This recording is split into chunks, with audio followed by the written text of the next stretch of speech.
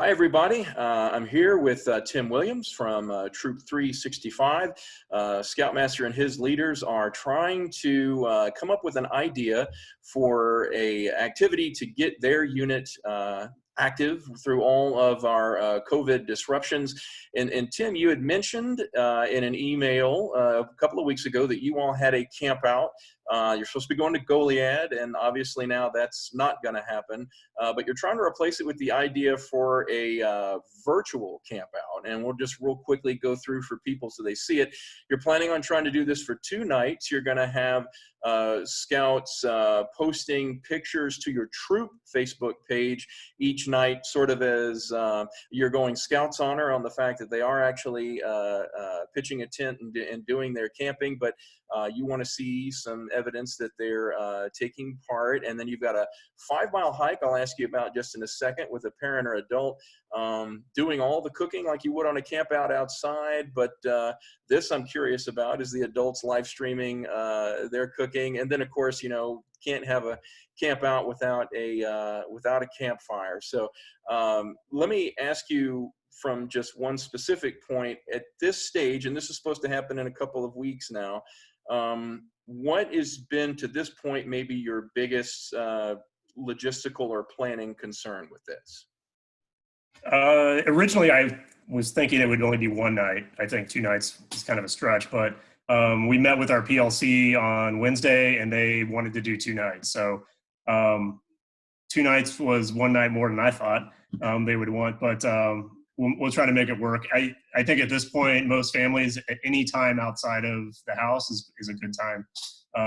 My one logistical nightmare, and I don't know if we have this problem or not, are scouts who don't have a backyard to camp in and what they would have to do. And I'm still thinking through that process and how we can do that. Obviously, you know, state parks are still open. I don't know that they're open for camping. I would have to, at that point, they may not even be open for camping. So that could be a possibility for them if they don't have a backyard to camp in. But I think most of our scouts do, so it shouldn't be a big issue for us. The other logistical issue is the campfire and how that's going to work.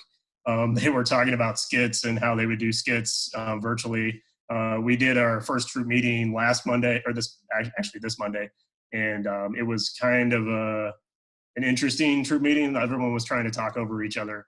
You know, with the spring break and then not being able to see each other for a week, it was kind of a free for all, and I had to actually mute everyone just to get anything over the conference. So those are the 2 main logistical nightmares.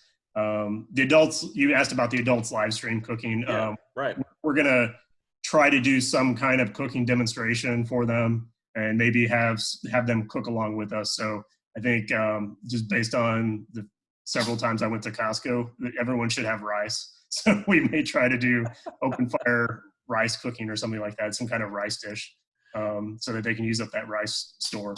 Understood. Well, and folks, I hope that you're hearing one thing loud and clear, and that is that Tim doesn't have all the answers. His fellow adult leaders don't have all the answers. He's still trying to incorporate in the Scouts BSA level, of course, with Patrol Leaders Council and having as much youth-led activity as you can. Nobody has all the answers, and that's okay. And we're all trying to work through. And we hope that by sharing this conversation with Tim, that you'll see that everybody is in a similar boat, and we're all trying to work together to figure some things out. The other thing I wanted to ask you about is this 5-mile hike here with a parent and adult. Tell me just a little bit about that. Sure. It's also, so the 5-mile hike is one requirement in addition to using a compass and a map for second class. So my hope is that all of our scouts who are under second class will do that, and we'll provide some guidance on how to use a compass and map. And it's just another way to get them outside. I know my 3 sons have been basically inside for the last 2 weeks.